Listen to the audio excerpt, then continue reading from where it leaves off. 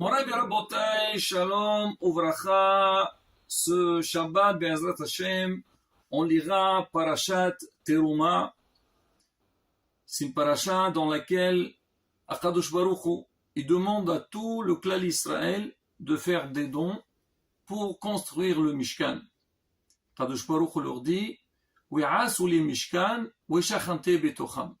Et ils me feront un sanctuaire et je résiderai parmi eux. Nos sages posent la question, ils disent, mais normalement, Hachem il demande, ils me feront à moi un sanctuaire, normalement, et je résiderai dedans, à l'intérieur. C'est quoi Betocham? Il y a un seul Mishkan. Hachamim ils répondent en fait, c'est quoi Betocho? Betocho shel kol ehad ou ehad mi Israël. Ils me feront un sanctuaire et moi je résiderai donc à l'intérieur de Klal Israël. C'est-à-dire à travers ce sanctuaire-là, il va avoir une Shechina, il va avoir une résidence d'Akadosh Baruch Hu dans chacun d'Aram Israël. Pas seulement le sanctuaire lui-même, il va avoir cette Shechina, cette Kedusha, mais Aram Israël aussi, chacun il va mériter la présence divine en lui.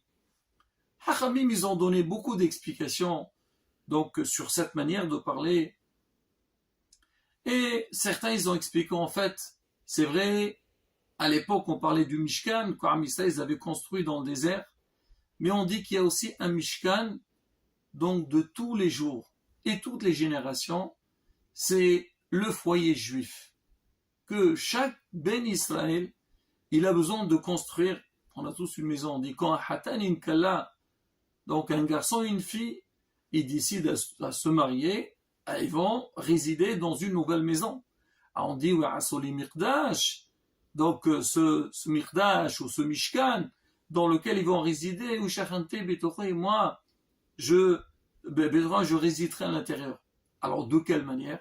C'est vrai, c'est marqué, on dit que la Shechina, alors au début elle était dans le Mishkan, après dans le Beth HaMikdash, mais quand le Beth HaMikdash a été détruit, alors on dit que la Shechina, elle est partie avec l'Am Israël en Hutz La'aretz à l'extérieur, mais elle réside dans les synagogues. Dans chaque synagogue, la Shechina, elle est présente. C'est pour ça qu'il faut faire très attention à ce qu'on appelle Kedushat Bet HaKnesset. Parce que Kadosh Baruch Hu, il réside à l'intérieur.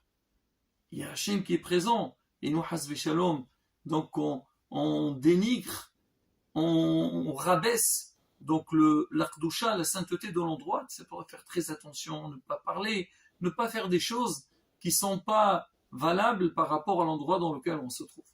Mais on dit aussi, il y a un endroit que Akadosh Baruch Hu réside, c'est quand un homme et une femme ils se marient ensemble, Akadosh Baruch Hu il vient avec eux, comme on dit Ish ve Isha, donc Ish, il y a un Yud, Isha, il y a un He, on dit Yud Ke, le nom d'Akadosh Baruch Hu il est parmi eux.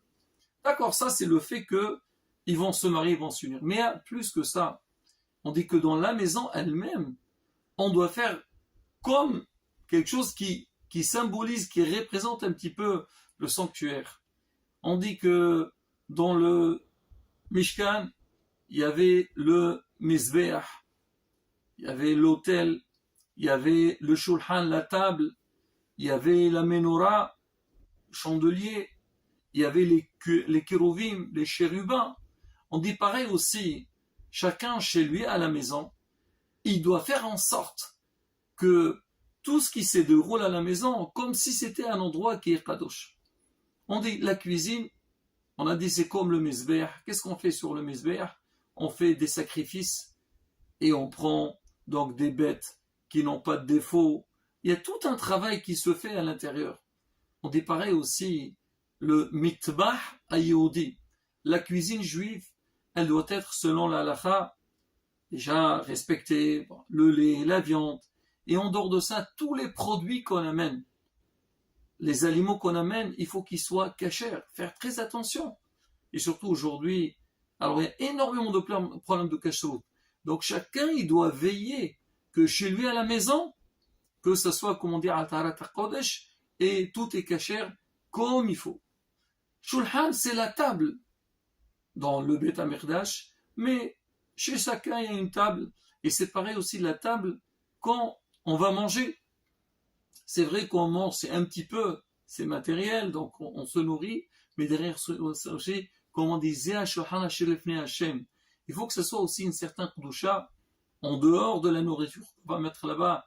Il faut que ce soit cachère, mais à table, c'est que les devrei Torah, que ce soit d'une manière correcte et non pas hasbi shalom, quand on mange n'importe comment. Pas du tout. Il y a aussi une certaine tahara, une certaine kdusha quand on est à table. La menorah, le chandelier, ça représente la Torah. C'est l'imouda Torah.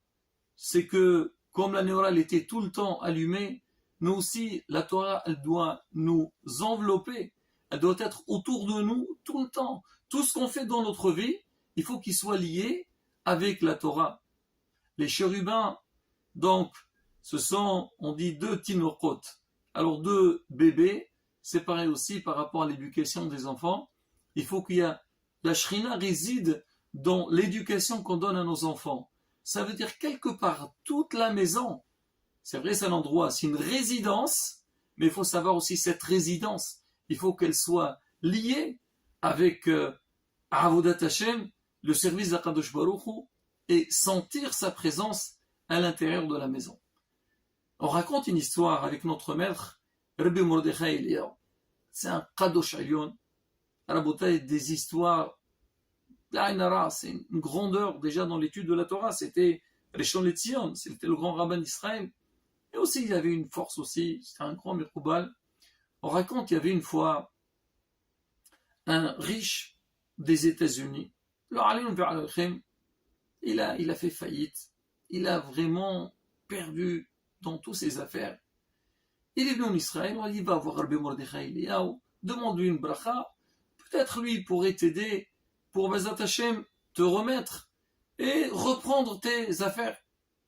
Il est parti le voir, il entre chez lui, il commence à pleurer, il lui dit que Vodarav, regardez, Baruch, avant j'étais vraiment très réussi dans mes affaires, tout tournait bien, et là, allez, non. Le mazal, il est tombé, et il a tout perdu. Il a dit, Rav, est-ce que vous pouvez me faire une bracha pour que je puisse réussir et bien reprendre mes affaires? Le Rav, il lui a dit, est-ce que tu veux avoir un associé? Il lui a dit, qui veut m'associer avec moi? C'est des affaires qui ne tournent pas bien du tout. Il lui a dit, le Rav, moi, ça m'intéresse. Moi, je vois, tu es un homme sincère, j'ai envie de m'associer avec toi, et j'entre dans tes affaires ensemble. Le monsieur, il entend ça, il était un petit peu étonné, le Rav dans les affaires. Il a dit, on ne sait jamais. Si le Rav il le dit, bien sûr. Alors le Rav il lui dit, écoute, allez viens, on va signer des papiers, on va appeler un notaire ou un avocat pour que vraiment on fait les choses dans les normes et tout.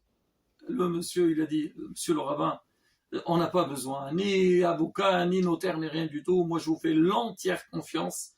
Et on commence, comme on dit, nos affaires, Beshem Hashem, on fait, Hashem nous aide à travers votre bénédiction. Le Rav lui a dit, écoute, moi, je ne sais pas vraiment c'est quoi tes affaires, mais moi, j'ai une condition. Il a dit, c'est quoi votre condition? Il lui a dit, moi, je voudrais que nos affaires, parce que maintenant je suis associé avec toi, ne fonctionnent pas Shabbat.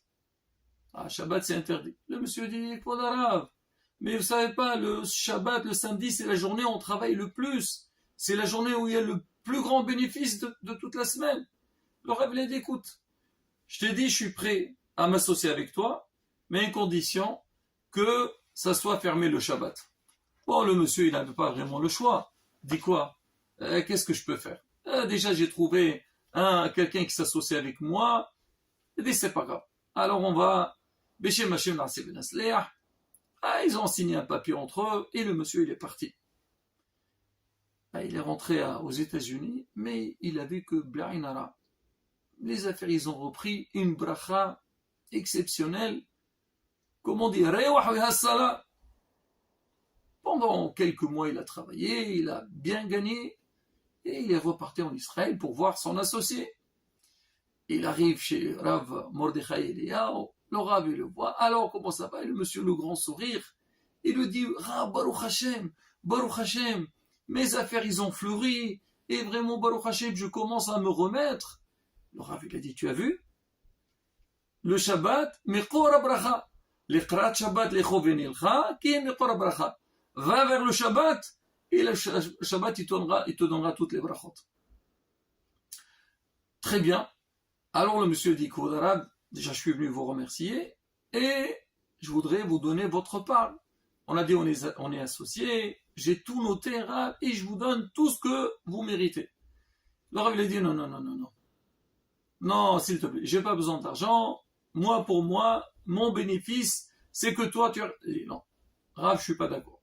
Moi, je suis un commerçant, un homme d'affaires, et pour moi, les affaires, c'est comme ça. Tu travailles, tu gagnes, tu prends ton argent. Il n'y a pas ça. Le Rav dit, ah, c'est comme ça, d'accord, pas de souci. Alors, il dit, écoute, maintenant, ce que tu vas faire. Ah, tu vas prendre donc une belle somme d'argent. Première des choses, tu vas à Géoula. Ah, Yerushalayim. On connaît tous Géoula là-bas. Il y a plein de boutiques, de magasins qui vendent des livres, des librairies. Il a dit, tu vas là-bas et tu achètes des livres à tout va, des livres d'histoire pour tes enfants, le Humash, plein de choses. Il faut que tu fasses une bibliothèque chez toi à la maison. Tu entres, tu trouves là-bas plein de sfarim et tout ce qu'il faut. Il y a même en anglais, il y a en hébreu. Très bien. Il a dit, après, tu vas aller juste à côté, il y a des magasins où ils vendent, voilà, tout ce qu'on a besoin pour le Shabbat. Pour la nappe de Shabbat, pour allumer les bougies. Il a dit, tu achètes le top des tops. Il faut qu'on entre à la maison, on les voit vraiment bien jaillir et très bien présentables. Et le Rav, il a dit, voilà, et tout ce que tu vas dépenser, ça c'est ma part. Il a dit, écoute, c'est mon argent, non? Moi, je dis, je veux ça. Tu vas avec ça, tu achètes les sfarim, tu achètes tout ce qu'on a besoin, ce qu'on appelle Tashmishir Dusha, que ta maison, vraiment, partout, des belles mezozot, tout ce que tu as vraiment besoin, chaque juif a besoin d'avoir chez lui à la maison. Oh, il n'avait pas le choix. Il est parti, il a acheté ce qu'il faut, il a dit au Rav, il a béni, et il est reparti. Et il est rentré chez lui à la maison, et il a transformé sa maison. Et donc, le monsieur raconte que depuis, ça a complètement changé. C'est pas seulement que ses affaires, ils ont réussi, mais même aussi, donc sa maison, il devient un vrai Beit Yehudi, et il s'est renforcé, il a fait une très grande teshuva, et il a mis ses enfants dans Avodat Hashem, dans les Talmud de Torah, de Torah et Mitzvot. Et Rabotai, c'est ça le message pour nous. C'est toute notre vie à Israël. C'est vrai qu'on a la synagogue, mais aussi chez soi, la maison. Quand tu entres, tu vois les photos des rabbanim, non pas, des fois tu entres, tu vois des stars de football ou des chanteurs ou je ne sais pas quoi. Quel message tu transmets à tes enfants? Non, il faut qu'il y ait un rouah à la maison, une bonne sensation. On sent que vraiment, là, on entre dans ce qu'on appelle Beit Yehudi. Be'ezrat Hashem, quand on fait ces efforts-là, on aura vraiment la bénédiction et la Shrina résidera parmi nous. Amen. Ken Yarason. Shabbat Shalom. On voit.